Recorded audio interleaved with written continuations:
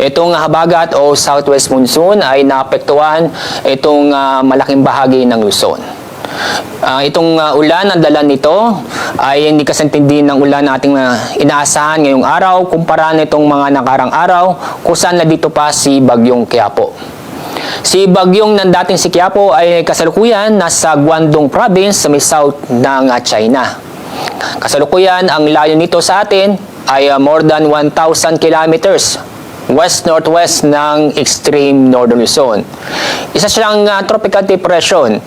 Ito yung sabihin, mahinang bagyo nito. Naging mahinang bagyo ang kung saan ang lakas ng hangin malapit sa gitna ay umaabot sa 55 kilometers per hour.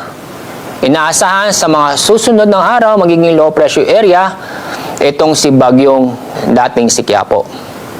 Samantala, dito namang si southwest monsoon ay inaasahang hihina sa mga susunod ng araw. Bukas, itong southwest monsoon ay makakapekto itong kalurang bahagi ng northern at central Luzon. Pagdating na ng Miyerkules ay inaasahan na lalayo ang southwest monsoon sa ating bansa.